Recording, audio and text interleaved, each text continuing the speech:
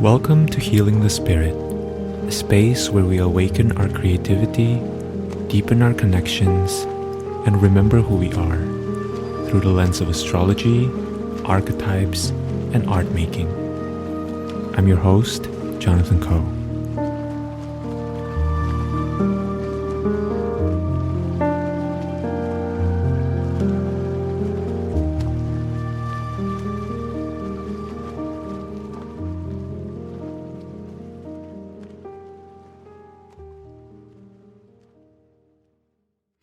Hello, everyone. Welcome to Healing the Spirit. I have a really interesting conversation on a somewhat unusual topic, at least for this podcast, which is working with dragons. I invited my friend, who is a therapeutic intuitive, psychic development teacher, inner child healing and guide, Natasha Levinger, to talk with me about this topic. Natasha has been on the podcast a few times. If you've been listening to the podcast for some time, you may have heard other episodes I did with Natasha. And in this episode, we talk about working with dragons as energies, as guides, as beings that we can call upon for support in ways that are similar to how other people might work with angels or with fairies, for example, or elementals. Dragons are really fascinating creatures, and so many cultures in the world have some sort of relationships with dragons. And even our current popular culture have really intimate and powerful relationship with dragons. I was just watching the TV show House of the Dragons, which I really, really love. And I have been fascinated with the imagery and the lores around dragons. And I've always found it very fascinating that in many Western traditional or historical accounts, dragons are often seen as this malevolent or evil, or at the very least, fearsome and dominating entities that need to be eradicated. We have words like dragon slayers, for example.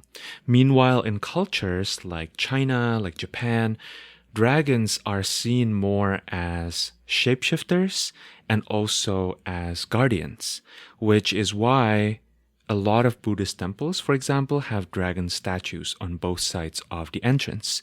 And what I find so interesting about this particular conversation is we kind of went beyond that and we went straight into Natasha's personal relationships with dragons, her direct experiences with dragons. And she was so generous and transparent about her experiences. She basically shared her field notes with all of us. And we discussed how she began working with dragons, how dragon energy appears to her, the kinds of situations that dragons have supported her through, and also messages that dragons have shared with her. It's a super fascinating conversation, in my opinion. And yeah, I'm really excited for you to listen to it. And without further ado, here is my conversation with Natasha Levinger on working with dragons.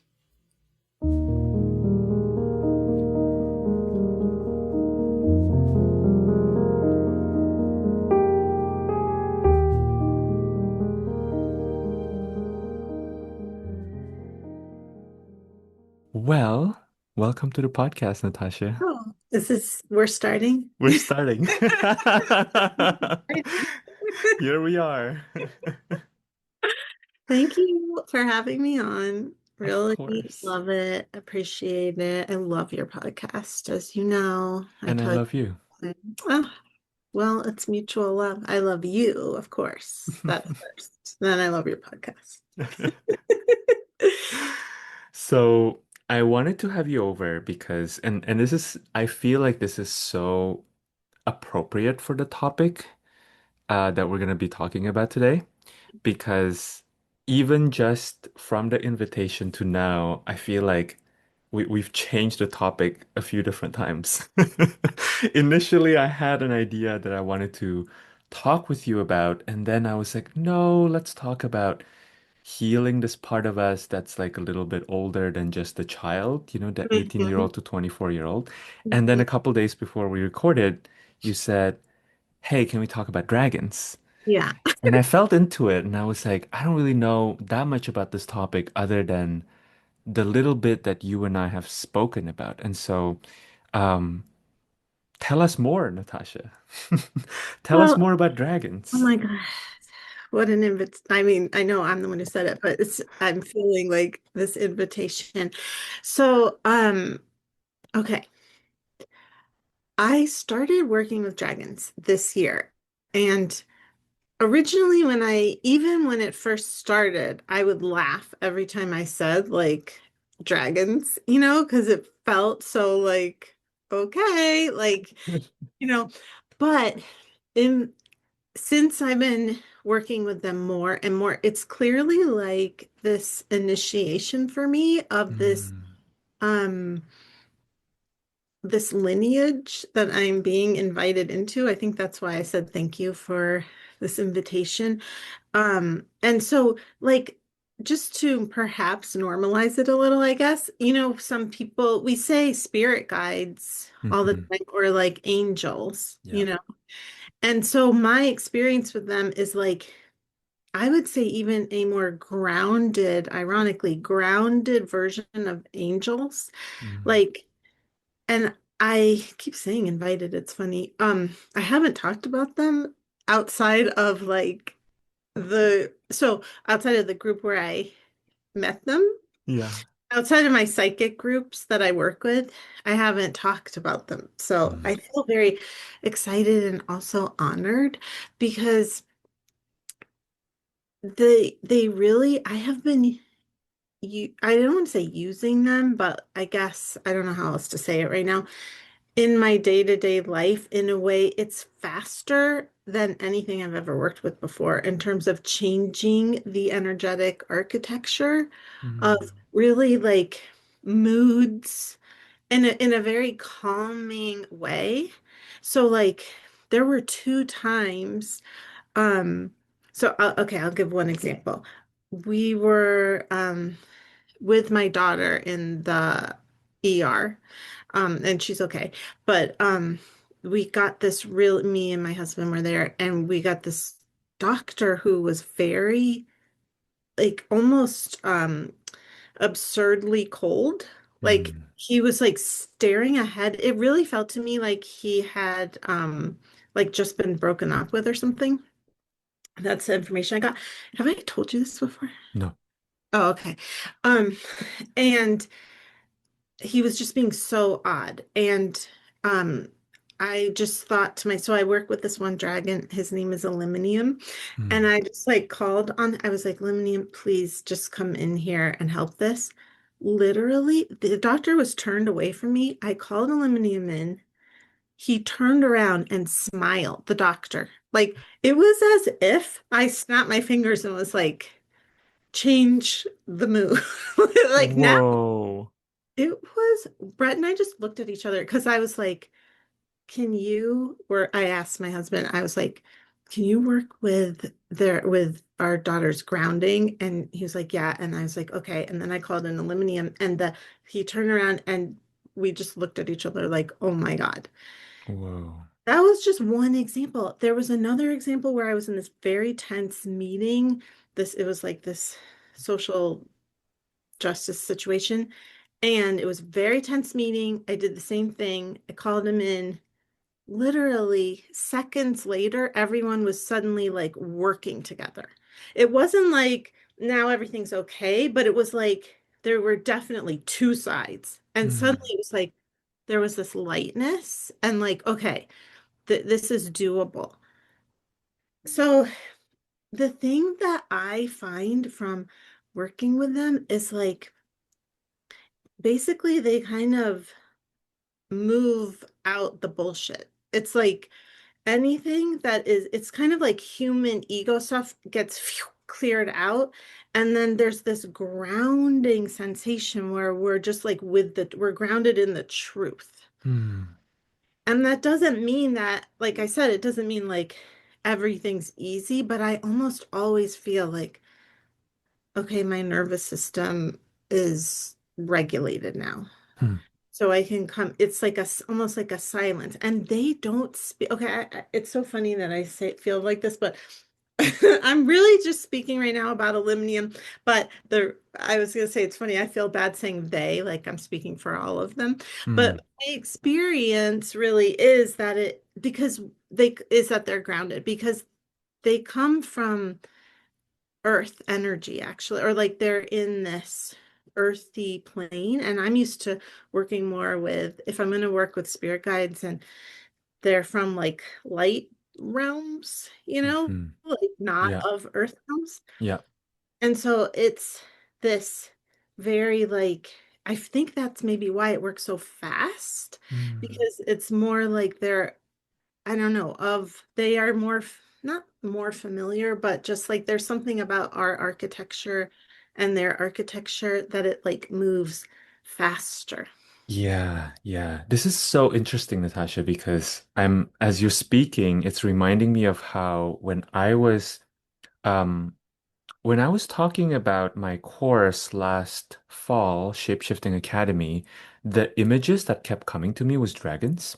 Mhm. And I just ran with it. Like I all over, if you look at the course page and all the promotional stuff, they all had dragons. Wow. And what I thought was really interesting was they didn't end up becoming something that we talked about in the container. Like it wasn't something I talked about necessarily because I didn't feel like I had any sort of authority in like dragon scholarship.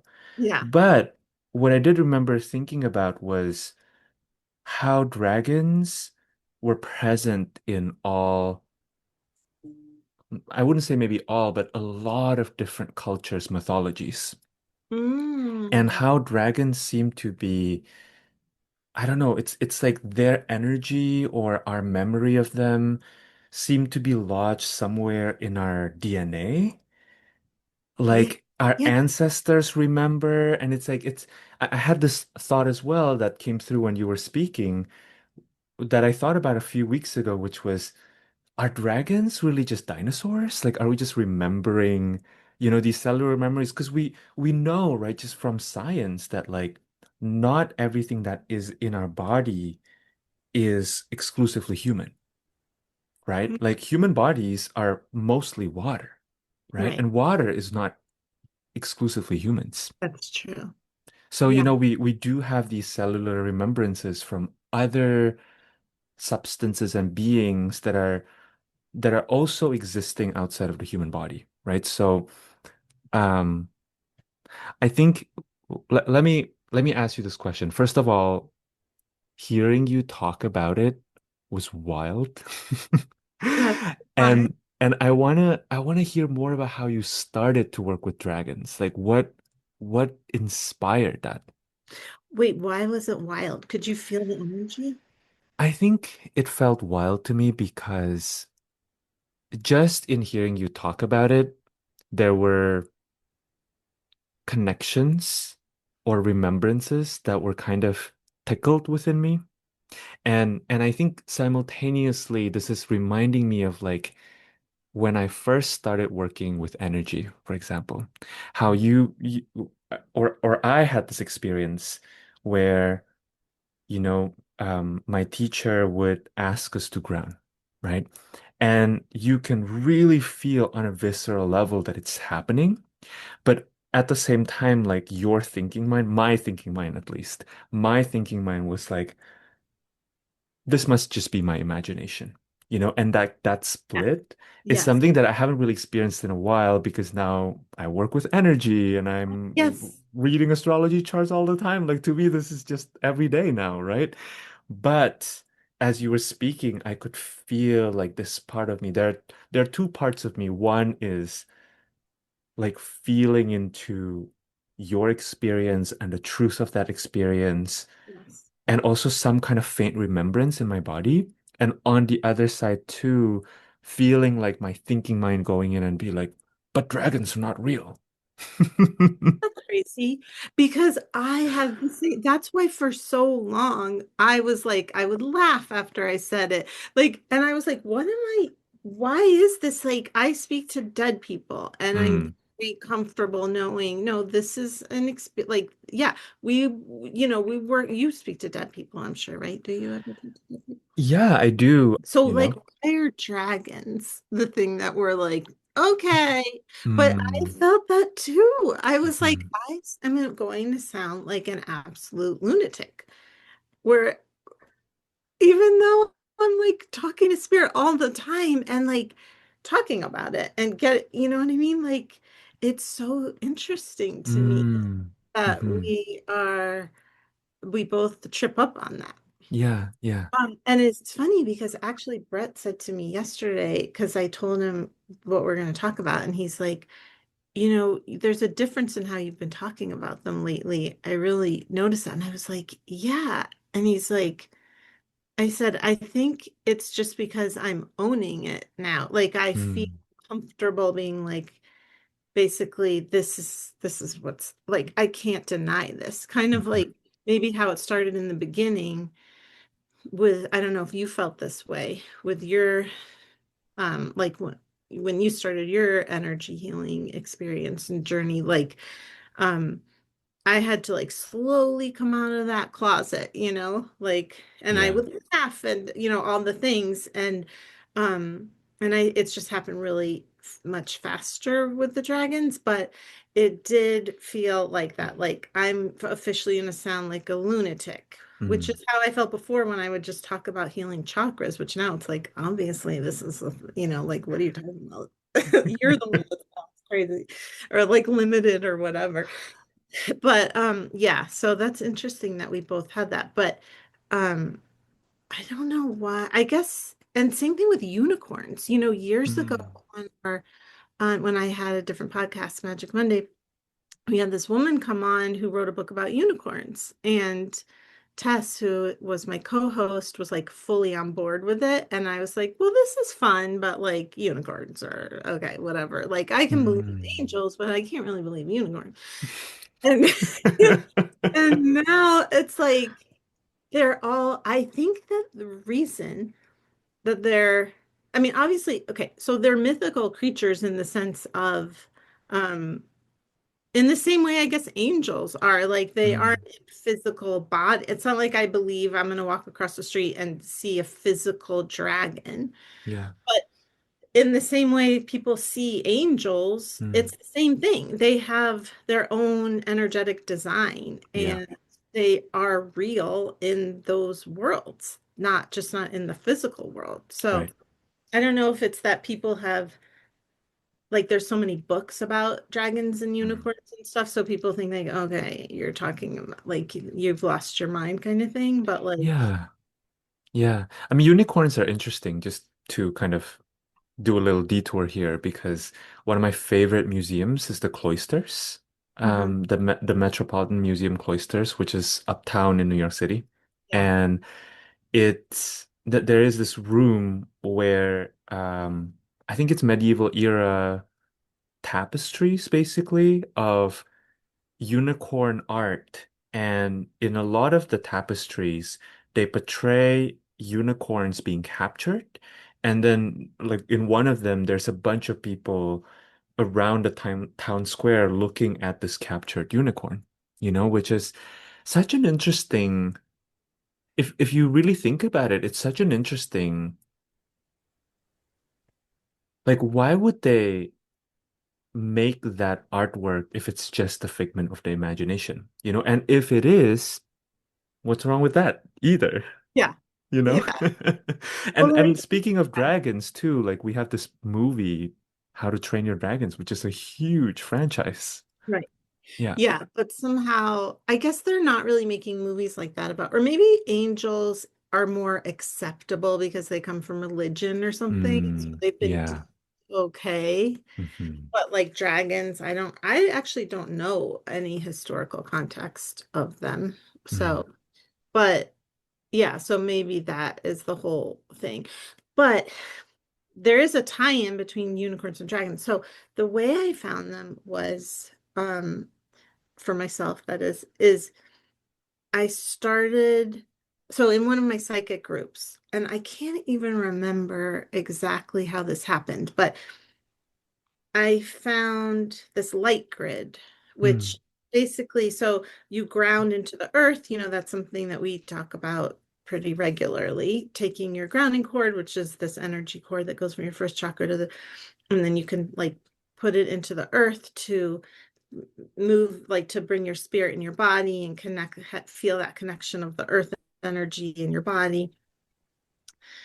But this was like everything happened after the election because there was just so much need I felt, and I was hearing from my guides and everything about community and connection. So it was with a group of people from one of my psychic groups. And so I was like, I felt this light grid, which was the light grid is like this grid of light that is kind of hovering. I guess it's like above the earth is how I kind of feel it. mm, I'm not great with like locating things specifically, but so it was like, yeah. And so we grounded into that. And because we were working to like heal, basically doing our best, like intending to heal the ruptures after what was happening in the US after the election. So mm, that started happening. And then I just kind of had this feeling of like, for some reason, a dragon, it was just the idea that was possible, could help us. And we all tuned in because we saw this like ball of light outside of our space and I think it was someone else, not even me. It was like, I think that might be a dragon. mm, And then we started working with it appeared like we all put our focus on it, and that's when aluminum first appeared. And then we were all connecting to our own. And basically, this light grid has changed my life because it is a portal, what I have found, to kind of, I think, infinite worlds but mm. it's all protected because it's from the light.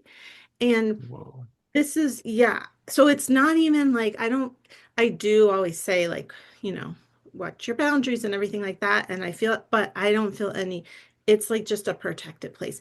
So you can create you can say, like, I intend to go to a healing portal and have it open up. And like I had a student tell me yesterday that before they went to bed, their back was hurting. And they were like, oh, I'm going to try to just go to a healing portal in the light grid. She said she woke up, had no pain. Of course, I'm not saying like, definitely am, go to the doctor, definitely if you have a problem. But this is her experience.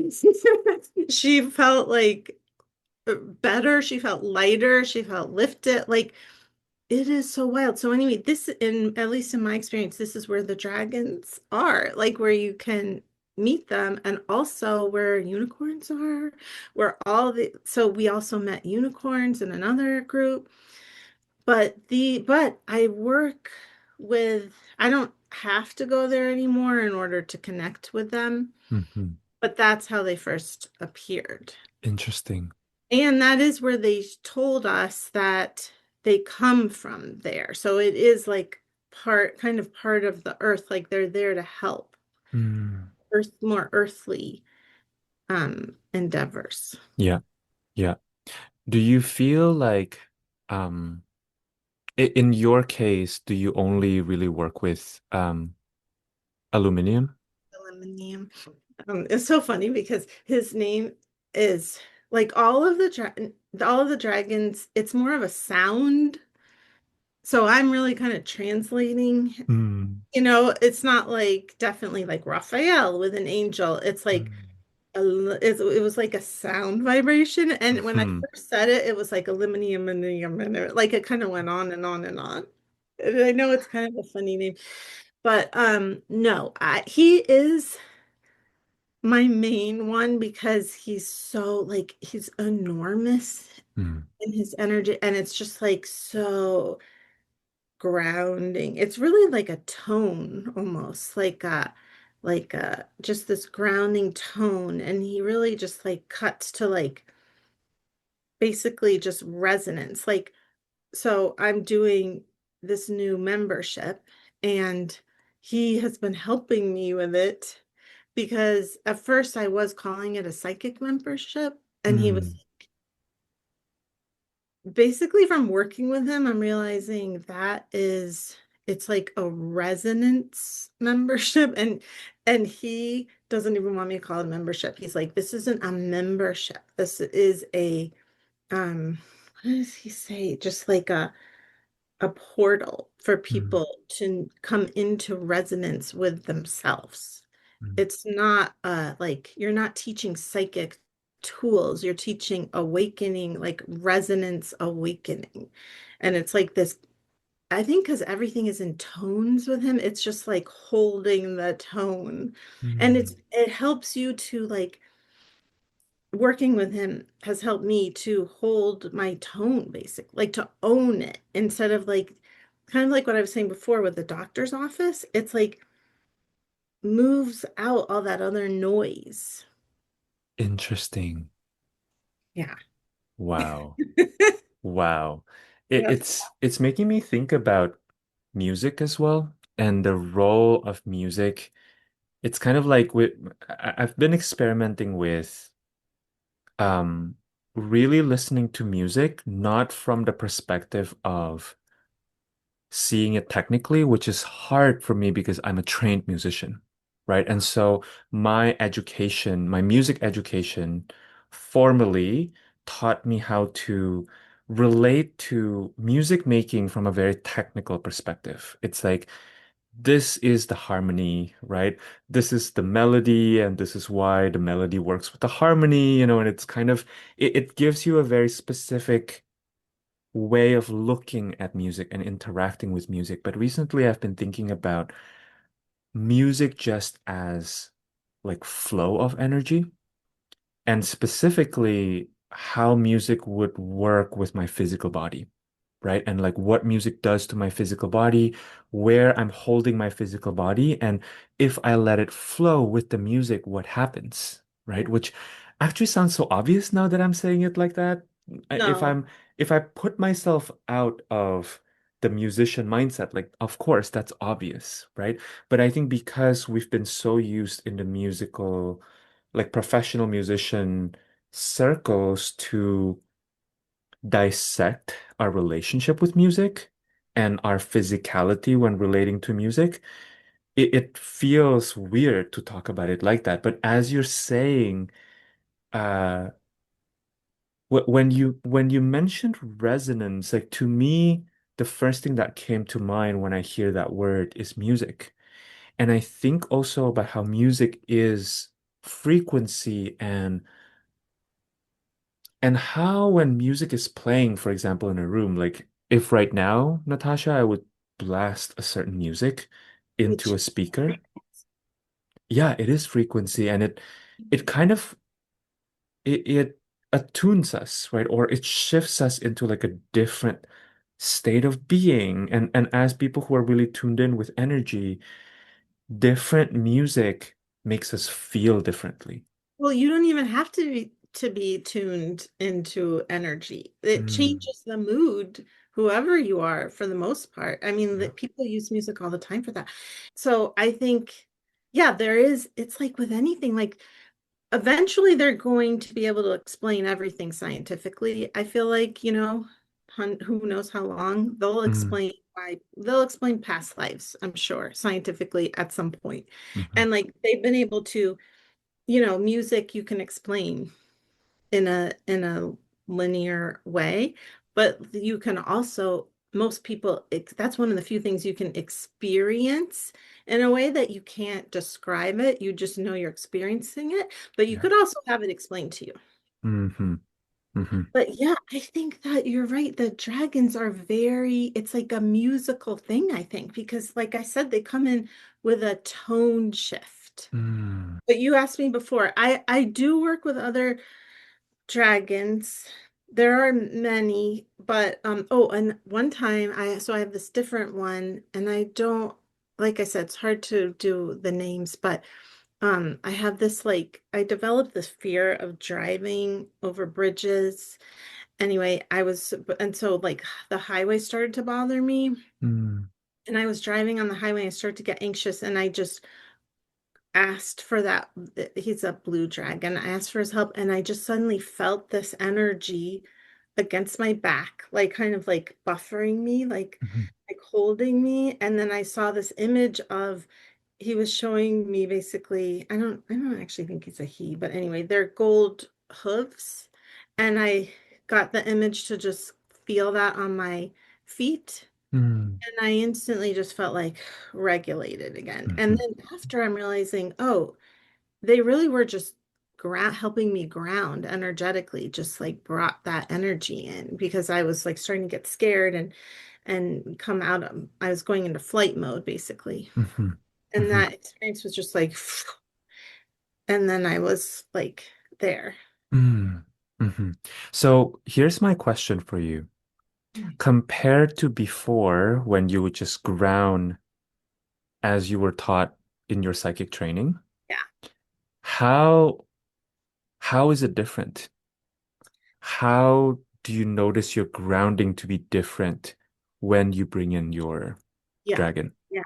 So what I mean, you're making me consider things I haven't, put words to, but it's like co-regulation, I think is what it is. Mm, It's like the difference mm, between regulating myself and co-regulating yeah, and yeah. having like it's almost like, if you were a little kid and then this like very loving, grounded person came in, it's just easier to that's how fast it just makes it faster for me. Mm, If mhm, I'm feeling dysregulated. If I'm not, um, I'm just like a person, as far as grounding goes, you know me, it's not easy for me to I ground easily in my aura, but not into the earth mm, because I'm just more of a I don't know, airy. I have air, a lot of air. Um, and so it's always been harder for me to be on earth. mm, So that in itself is so this is, I would say, like the first time I'm like, oh, okay. I think I'm good being here in my body. I realized over time that I have a hesitancy to ground into earth because I'm like, well, I don't want to commit to this. Because I have a strong memory of not of my life outside of being in a human body. yeah. And I have a lot of great experiences outside, with a dimension other than on Earth and stuff like that. But the dragons, I think, because they feel more like home, even though they're earthy, I'm like, okay, this I can, if they're here, I can commit to being here. Like this is Mm, I'm protected. I'm not just with these humans. yeah. Yeah. I've been thinking about how important it is actually to expand our felt sense and our awareness to realities beyond what the modern human mind has designated as like this is what's okay for us to live in, right? This is the reality that's okay. Because if you look even at the entirety of human history, we've always been, let's just say, more colorful and more liberal with how we use our imagination. Actually, one of my favorite astrology books, Cosmos and Psyche, by Rick Tarnas, he talks a lot about this. He talks about how prior to the Enlightenment, humans had a much more colorful and enchanted relationship with the world. Mm. And how after Enlightenment, humans progressively start to box themselves in. But I think what I'm hearing from what you're saying is that perhaps part of finding health and finding a deeper connection or sense of commitment to our incarnate reality has to do with expanding or opening up our senses to that which is beyond what is allowed in our culture Yeah, or well, deemed sane. Yes, yes. Wait, will you repeat that part? Say that again. Yeah, I think let me rephrase that maybe. That a lot of us feel unwell in this culture because, first of all, the culture itself is insane. Yes. And then the culture, the insane culture, tells us this is how to be sane, Yes. which Yes. is Yes. inherently insane if you think Yes. about it. Well, I think yes. So, yes to everything, just yes. A million times yes. Um, I mean, capitalism, right? And it's just, and also, I will say, like toxic masculinity, all Mm, of that just takes out the. I think it just makes everything so narrow. And then on top of it, we've got toxic masculinity living in the patriarchy where it's like, you know, the fluidity of like, it's not okay to be vulnerable. And how mm, the hell are you supposed to be creative if you can't be vulnerable? Like, yeah, you have to find your way. Like, there isn't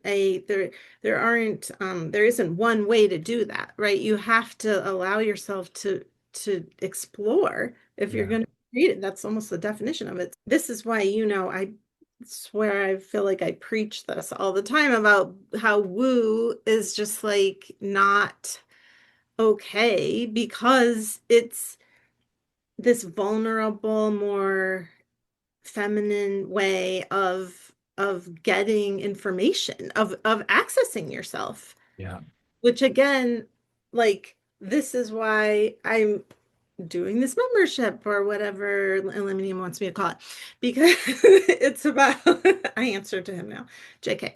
um it's about this like exploration, this creative exploration. That's really what intuitive and energy, all the woo stuff, that's what it is. It's a creative exploration of your spirituality. That's really what it is. So how when people are like, oh, that's woo, it's like, yeah, and it really feels to me like, yeah, it's anti-woman, honest, or anti-feminine is a better way to put it.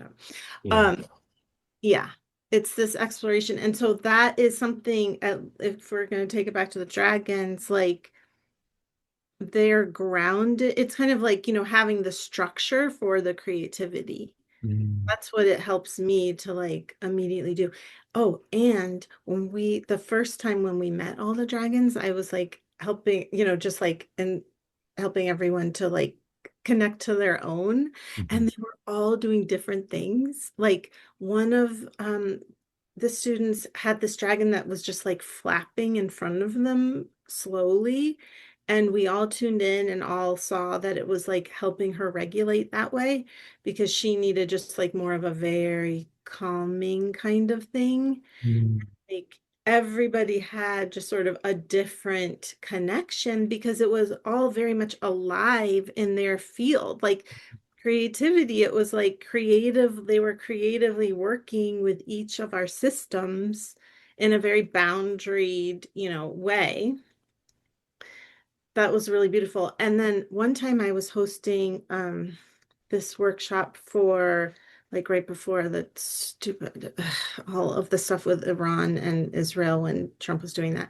Um, so I hosted this thing to send energy in the light grid to that area, to the Middle East in general. mm, Um, and it was wild because like two people had or there were two people and they had two dragons come up in pairs and they had a similar task. And the task was like under the earth.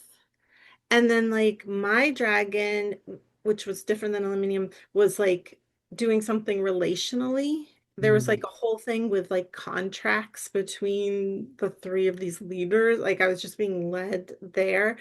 And then another person had two of them had this relational thing too, but it was like in this different area. And we were all, because it was like a, psychic group, we were all looking at each other just to kind of get validation and like, okay, yes, I'm seeing this. It helps to do that in a group, yeah. when you're learning or even when you're not. But so anyway, it was just interesting because we were all seeing that same thing. Like we were all getting that information and they were all just such helpers. But yeah, there's something about um I guess just like the thing that I've loved so much about working with them is it has helped me to feel more grounded in this exploration, in this like fluidity with this creativity. Mm. And this is what like I really just want for everybody to feel that, like Yeah. it's when we shut down what's possible, even if you're like, that doesn't resonate with me, that's different than that could never happen. And just Mm. like saying to yourself, like, huh, well, what if it could? Like, there's a difference between I don't want that, that doesn't feel right for me, and no, that can't happen. Yeah. I Yeah. feel like that's the death of creativity, and it's also the thing that is so soul crunching, Mm. that stops your soul from knowing itself. Yeah. Yeah. What were some specific messages you've received from working with dragons that surprised you? Oh, that surprised me. Um, I don't know if the thing that surprised me wasn't like necessarily the material, like what they said, as much as the depth, like how much it really felt like a tone, like a yes in my system, like a regulation. Oh, it's almost like how sound baths, how Mhm. people go to, and like they I guess like do a sound bowl or whatever and like everyone's system gets regulated. It's like that. But like also you can interpret words with it sometimes. I see. Yeah. Yeah. But since you asked that question, I did ask Aluminium because he's been so like present with this particular group in terms Mm.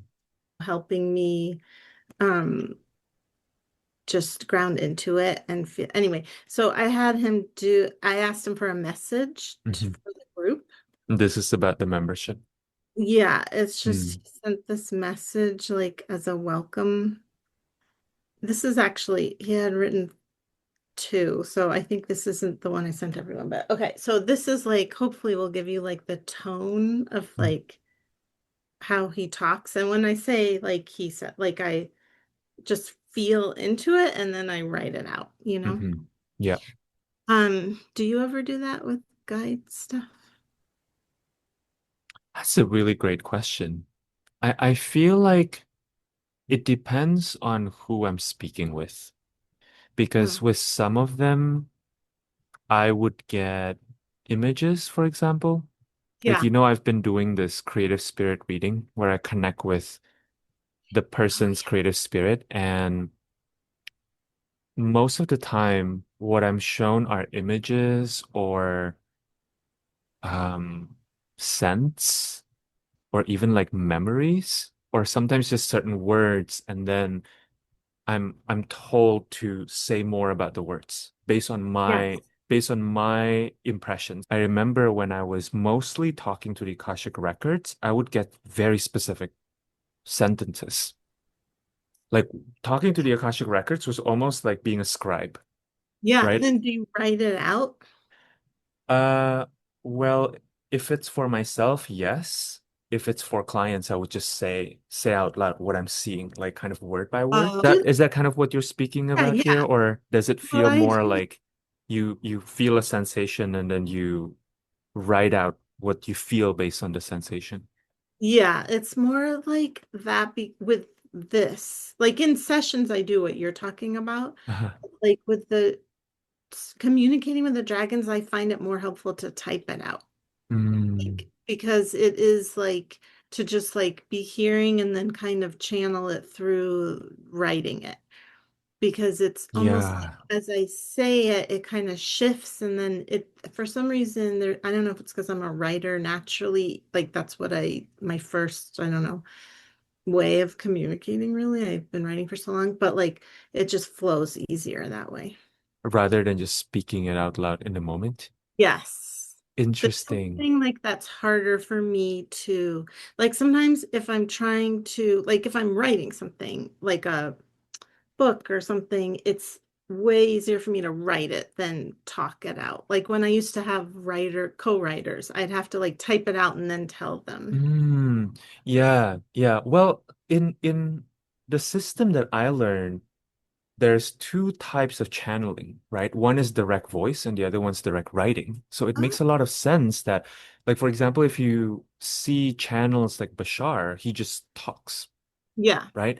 But then there are people who also like do direct writing, yeah.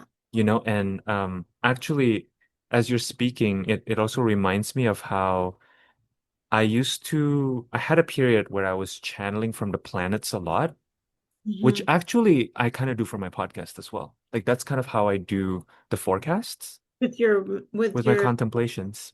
Yeah, I feel that from you. I yeah. think that's why I feel like when I listen to your podcast, it just feels like regulating. Mm, Because you're changing. yeah. Yeah, it's channeled. Yeah, for sure. Cause I would I would tune into specific transits and then I would ask, what am I supposed to say about it? Right. But yes, I mean, similar to your experience with dragons, for me, talking to the planets, mostly it's been writing. It's That come makes through writing. sense. I feel like it might be because I wonder if you agree with this or feel this, that it's like the largeness of it almost. Yeah. And also, like, planets are, for the most part, kind of non-verbal in my experience. Yes. And Hmm. so are dragons, I think. Yeah. Yeah. Whereas, for example, I have talked to angels and they are very chatty. Yeah. Right? And I imagine like fairies. I never really work with fairies extensively to talk about it intelligently, Yeah. but No, I fairies think they're, are, I imagine they're kind of chatty too. yeah. Yeah. I mean, fairies, isn't it funny how we're talking about fairies, but like fairies feel more normal than dragons to talk about? I think there's more people talking about fairies. Yes, I think that's what it is. Yeah.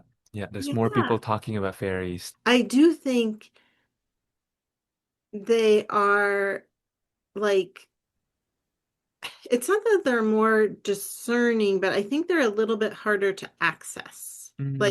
Like, I had to find them through the light grid. And I don't know how they appear to other people. That's the only way I know how to get to them, but it kind of feels like I'm sure there's other ways. I haven't asked. Yeah. Like I'm sure I'm just like taking this one route, but there's other routes that I don't know about. Like if you're driving, you put in the GPS or whatever. Yeah. I just taking the same way there. But yeah, I do think it might be a little bit less because I think they're like denser or something. Mm. Hmm. But Yeah. anyway, okay, so I'll read you. It's a pretty short message that he wrote. Okay. And this is specifically about this membership, I guess we're calling it. Um, you are the Oracle is what it's called. So he said, you are not here to learn how to be the Oracle. You are here to remember that you already are. This is not a course. This is a reunion. Each of you is carrying a harmonic that has been dormant in the field, waiting not to be discovered by, but recognized by each other. That's why you're here together. Do not rush, do not compare, do not look outward for confirmation. You are already pulsing. The signal is already transmitting. See how it's like all about like sound kind of? Mm. This group is not a classroom, it's a resonance chamber. Let it recalibrate you. Some of you will hear me clearly. Some of you will feel my presence in your spine, your hands, your dreams. Some of you will only know something is different now. All of it is correct. The grid responds to alignment, not effort. Anchor first, then act. Let us begin. Whoa. Whoa. I want to hear you speak more about the piece around alignment, not effort. That's been the main. thing. Like, Mhm.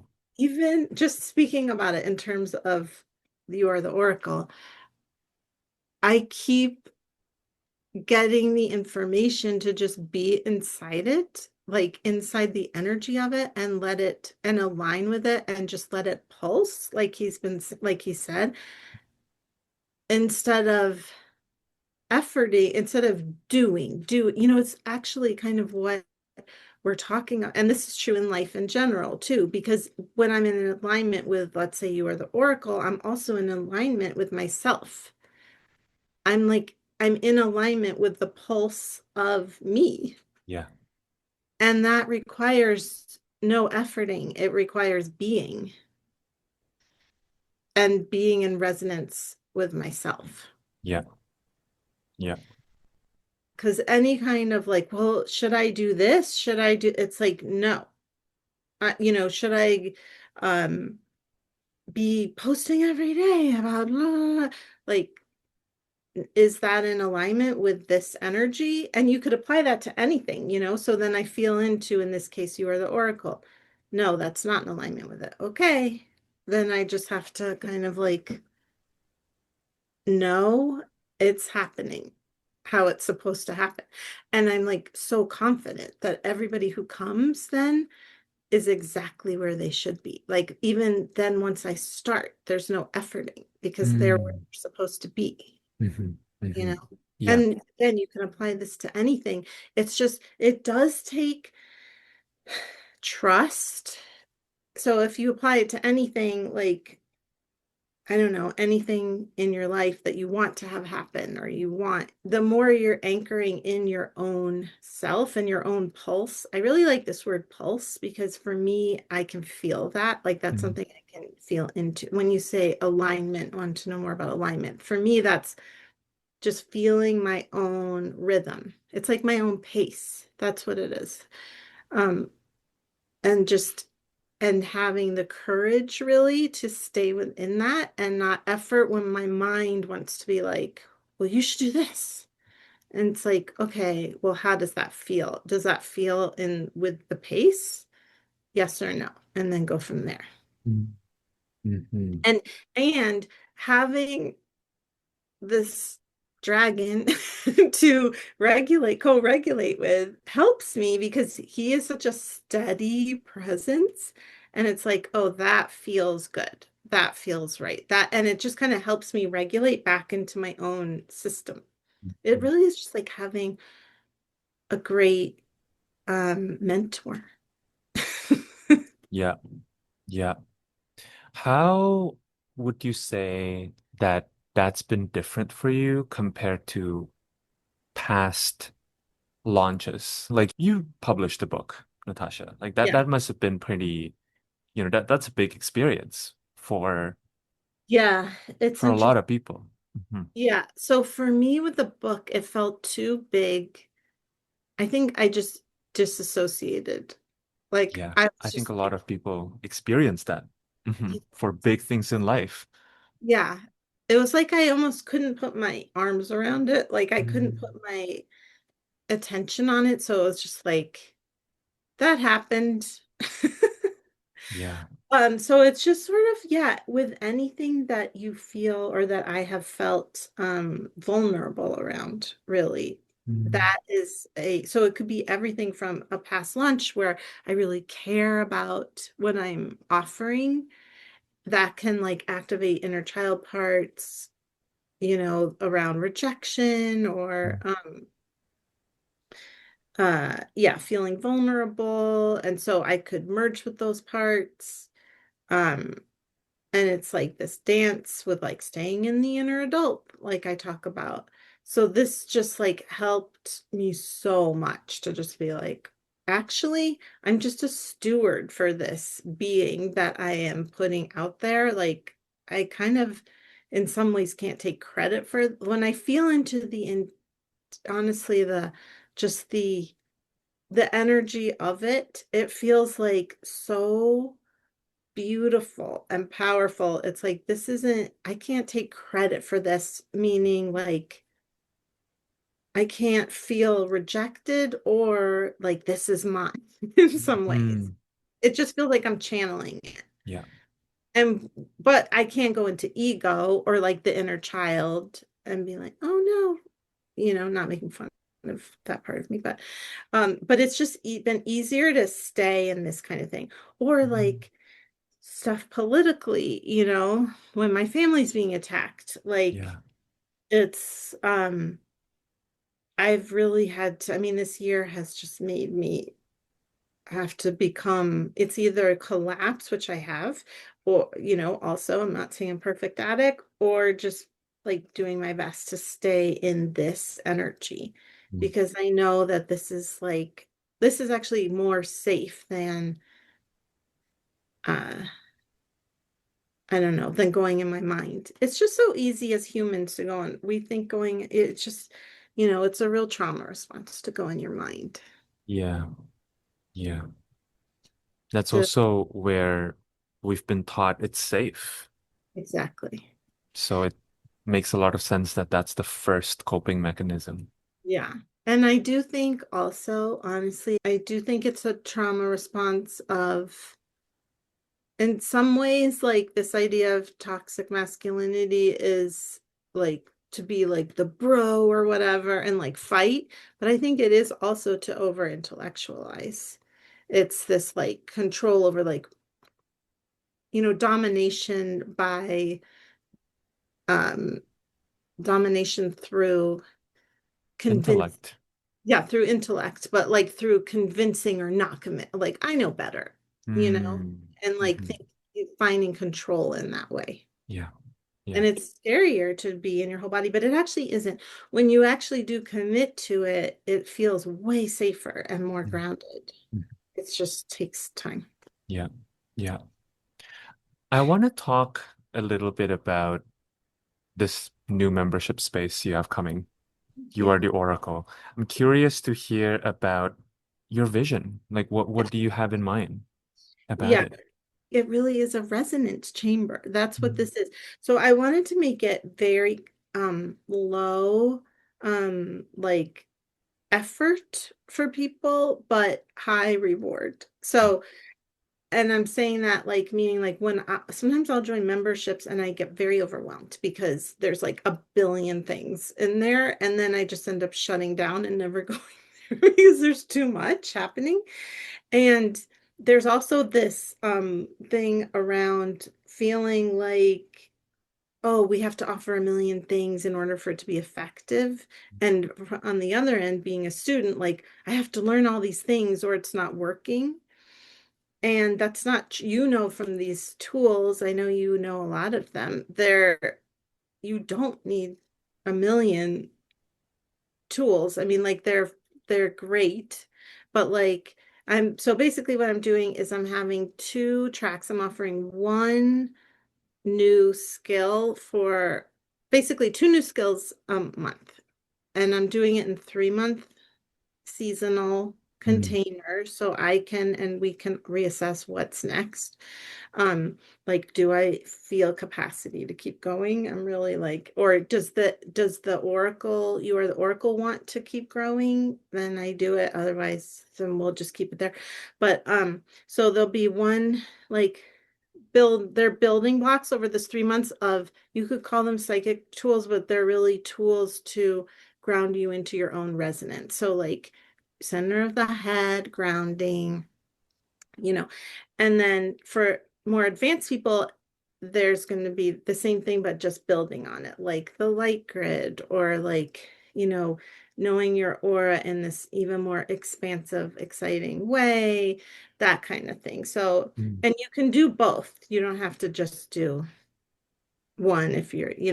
So Yeah. there's two things you can do, and then there's one live workshop. Mhm. And it's all really in the power of the offering. Like there's so much transformation just by like being in it. Just like kind of like when you drop into the light grid, like I've been talking about, it's like just being there. It's like, whoa, okay, I feel more expansive. I know myself more. It's like just so that's why I'm keeping it like small, so it's not overwhelming, but yeah. So that's my vision. Yeah. That sounds really exciting. I hear what you're saying, Natasha, about like how it can be really overwhelming, and especially with these tools, it kind of sounds to me as you're explaining it, they have to be experienced. Yes, yeah.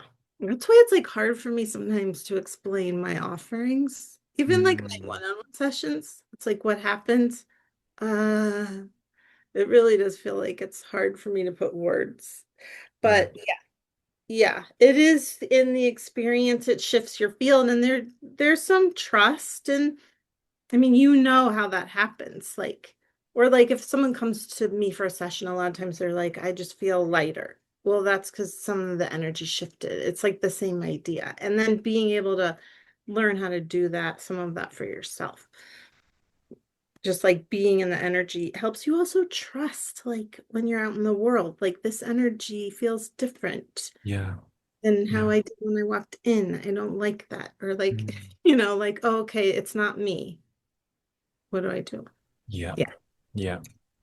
So Yeah. that's it.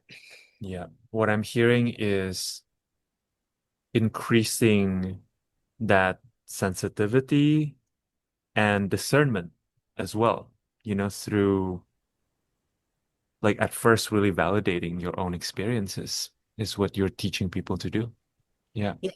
Validating their own experiences and like, yeah, kind of, I guess, reclaiming them their own connection to self because again Mm. like it's like we all have this like it's you, you're really reclaiming more of you the more you Yeah. know stuff, and that's what this whole psychic quote unquote process is that we've been talking about today. Like as I have been expanding more, as I've felt more grounded, then I can explore more of who I am more and more and more. I'm reclaiming more of my space. I'm sure just like the brain, when they study the brain, like we're only using a little portion of it. Yeah. It's the same thing with our energetic space. Mm. So, like, the more we know it, the more we can claim it. That's a great point. Yeah. Yeah. What do you feel has been the biggest challenge or struggle for the people who come to you in terms of Mm. doing this work or in terms of reclaiming more of themselves? Just trust. Mm. That's the thing. Because I think in our society, I really think it's a system problem, a society like that we aren't taught this. So more people aren't taught that this is real. Like, no, you're not making that up. You're not, like you hear this all the time. Like my oldest child told me years later, like I used to be able to see colors around people. Mm. And if she had told me that, I would have been like, I was like, why didn't you tell me at the time? We could have. But now that did help me know, like, oh, they really respond to colors. So, like, if they're Mm. anxious, I'm like, what color feels safe to you? And they bring it in, and then it helps right away. But anyway, yeah, because we're taught that that woo is bad, or like that it's not real. It's, imagination is for kids, everything, all of that. It makes people distrust themselves. So it's really a process of really like reclaiming and unbrainwashing. Yeah. That's not a word, but you know what I mean. Unbrainwashing society's rhetoric that Yeah. it's not real. Yes. Yes. I have a that there's something I want to make sure to talk with you about if you're open to it, Natasha, which is, earlier you brought in bread, and then I kind of flagged it in my mind as like, oh, this is something that's really unique to Natasha, which Oh, is like your whole family, or at least you and Brad, are really like basically just this is so normalized in your family, like talking, through the intuitive lens, right? And speaking in intuitive languages. mm, Talk us through more of this. Like how has it, because I know that, for example, for your husband Brad, this hasn't been something that he was always into, but it sounds like in the last year at least, like he's gotten really, really into it. Yeah, talk me through what that process has been like for you as a family in terms of How has it shifted Mm. your relationships with one another? With me and Brett. Hmm. You know, I think it was just like a really natural progression. I think it didn't doesn't feel like a big shift other than it's just like fun. I Mm. mean, we're very connected, you know. Like we're basically like it's not codependent, but we are very much just like our lives are very intertwined. Mm. We're very communicative, we're very open with each other, you know, and this is like my life. So it would be weird if I don't need him to be this, like to be on the same page with me, but Mm. um, but he's always accepting. He's very much like a space holder. Mm. And actually, I've, you know, in past, I what I have gotten is that when we aren't in body, we were in a dimension together, and Mm. he's like, I'm in a very, like, it's a very feminine dimension, and he's like one of the only more masculine energies that are there. It's like he doesn't actually fully live there, but he holds space in that dimension in a big Mhm. way. And it does feel like that's our relationship too. Like he holds space for me in this very beautiful way. And so he did when we met, I mean, you may have heard the story already, I don't know, but when we met, he was like an atheist. And I was studying this, and I don't care, you know, like it didn't bother me. And so what he always has said is that my approach to energy stuff is like a scientist. Like I just take what works, I throw out what doesn't, I test it. I'm not like, he's ex-Mormon, so he had a like really traumatizing religious background. So anyway, if I had been very evangelical about it, is that the right word? Yeah. He would have, that wouldn't have been good.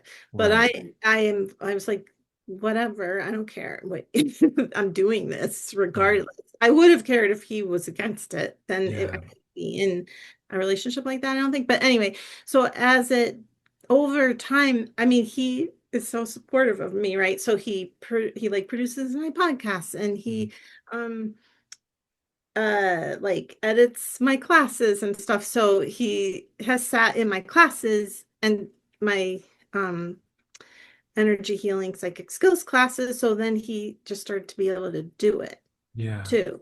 And so Yeah. that has been a newer thing where now Mm. he can read energy too. It just sort of all started coming to him, and like he started talking to the animals in our house, and like he actually does it better than me, I think, because I get more emotionally involved. Not that he's totally emotionally involved with the animals, but I get more like with the Mm. codependent with the animals. So it's easier for him to be neutral and talk to the animals. And yeah. But as far so that's been fun, but it doesn't feel like, oh my God, this is so different. It's just like part of our how we talk. Yeah. Yeah. Yeah. Yeah. Did that Wow. answer the question? Yeah. Yeah. It sounds very natural to me. Like Yeah. it sounds like it's a natural progression. Like it wasn't like you were trying to get Brett to Oh, be into it. Yeah. no, I wouldn't have liked it if he was like anti, but I Yeah. didn't need him to like, yeah. I Yeah. mean, it's definitely been great Mhm. because I mean, it's been a really like, wow, this just keeps getting better and better and better. Yeah. Actually, it's 20th wedding anniversary on August Wow. 20th. And Wow. um, Congratulations. and we'll almost be together 22 years, but um it really does just keep getting better, and I feel so grateful. Mhm. Well, Thank is you so much. there Oh is yeah. there anything else you want to talk about, Natasha, before we close out? I think you were so thorough. Thank you for this time. Thank you for Yeah, you. And I just love you and appreciate you so much. I And love you I and really appreciate you. I really do love this podcast. It just has such a great like energy to it. Talk, you know what, Jonathan? I know you didn't ask for this part, but like how I feel about like or how I approach my relationship to Brett, it feels similar like how you approach. So it just feels like you're not convincing anybody. You're just Yeah. like the tone. This is where I am, and you can be on board or not on board. And Yeah. it's like a very clear voice, a very clear tone. And I feel great Oh, to be any part of it. So thank you. yeah. Thank you. That's such a generous and kind reflection. Yeah. I feel like at first the podcast was like kind of like a child that I had to tend, but it's kind of grown. And I think at this point, it's more like a partner. Like the podcast itself kind of feels like a partner to me. And the podcast is also teaching me stuff, which is really fascinating. It's also like helped me to become a version of myself that I don't think would have been possible without the podcast. So it's Also, totally a relationship. and also, I think that it's like healed your voice, right? Because I know it Yeah, didn't like to hear your voice, which is so wild to me because your voice is so soothing. thank But you. yeah, yeah, so it's like helped you to be more in resonance with yourself to come back to that. Definitely. Definitely. Yep. And I Yep. think that's a felt experience Yeah. to listen to Yeah. it. Yeah. Okay. One last little thingy is first of all, everybody listening to this, if you got this far, join Natasha's membership. If you got this far, you definitely If should. if you got this far, you definitely should. And can you just share with us some of the logistical Saturnian things, Natasha? Like when Oh, does it start? Like how does it work? Like it if people want to starts. join. Hmm. Today's the last day of early bird. We start on July 22nd with the live call opening Leo season, where we're going Mm, to do our live call, activating your inner sun, basically, like coming into in this very with the light grid. It's going to be really powerful and great. And that's when all the for that month you'll have those two modules. And there's also ritual in PDF if you want to dive into them further. And then yeah, so that's what's happening. And the last day is July 22nd. You go to natashalevinger.com. okay. If, yeah. Thank you, Natasha.